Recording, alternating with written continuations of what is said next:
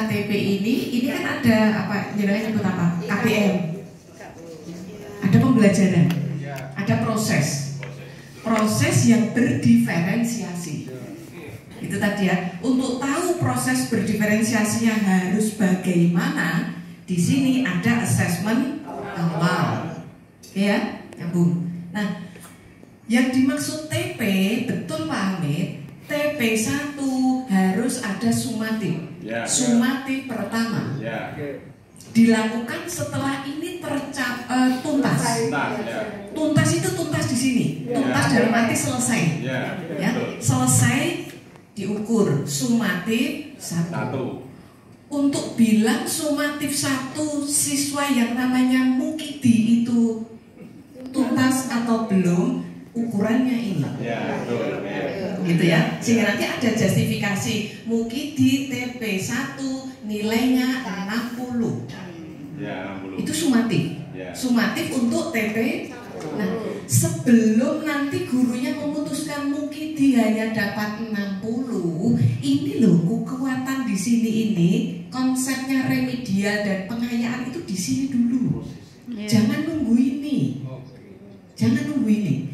Jadi di sini ini misalnya ya, kriterianya ini tadi kan gurunya menetapkan IKTP nih untuk membantu. Nah, dalam proses menuju ke sana, saat masih ada di sini, ini formatifnya jalankan. Cek IKTP-nya 6. Ternyata dari hasil assessment dia sudah punya modal 2. Maka saat nanti di KBM maksimalkan untuk nambah modal yang cuma 2 agar ketambahan 4.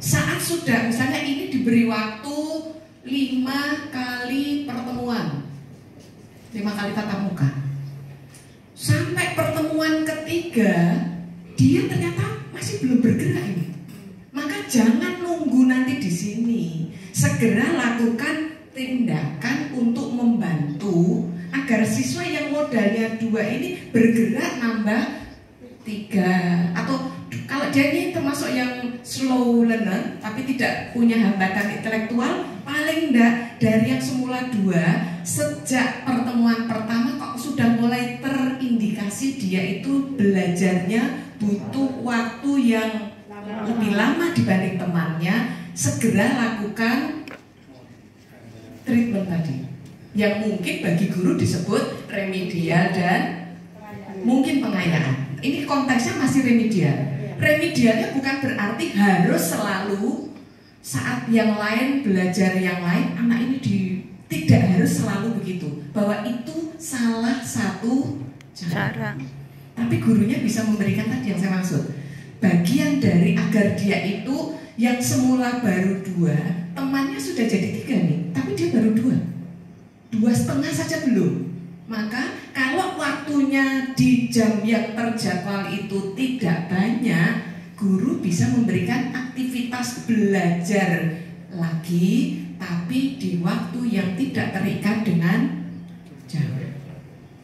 Jadi ada penugasan diminta untuk membaca buku supaya nanti ada membuat laporan atau melakukan aktivitas apa gitu ya, mencari informasi dari narasumber dari apa, itu silakan sesuai dengan konteksnya. Artinya kembali lagi tadi bahwa yang namanya remedial ini kan misalnya gurunya menetapkan harusnya di pertemuan pertama siswa itu sudah menguasai A.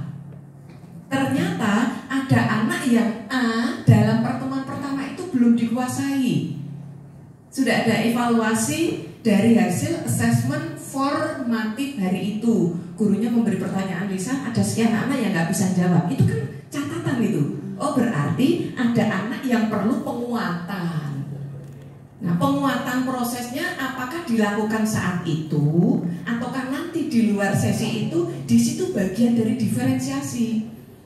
Gurunya menjelaskan klasikal, kemudian ketika ditanya, diberikan ini, kok nggak bisa? Anak-anak yang belum bisa tadi boleh dikelompokkan. Awalnya klasikal nih, dia dikelompokkan, diberi treatment apa untuk anak itu. Yang lain boleh lanjut, atau kalaupun tidak lanjut, ini tadi konteksnya remedial dan pengayaan. Gitu. Jadi kalau mau memberikan bimbingan kepada anak ini, karena ini kemampuannya adalah kemampuan prasyarat, maka fokuskan pembimbingan ke sini, yang di sini berikan muatan pengayaan, tapi itu nggak usah nunggu besok di ujung proses, nggak usah nunggu sumatif. Itu ya. Jadi jawaban saya ke Pak Hamid ini baru satu. Setelah melalui proses-proses yang bertahap tadi, lakukan assessment, kok ternyata masih tetap ini nilainya 60. 60 ini setelah ada ikhtiar. Bukan seperti selama ini yang penting ajar tanpa ada evaluasi dan tidak lanjut di ujung.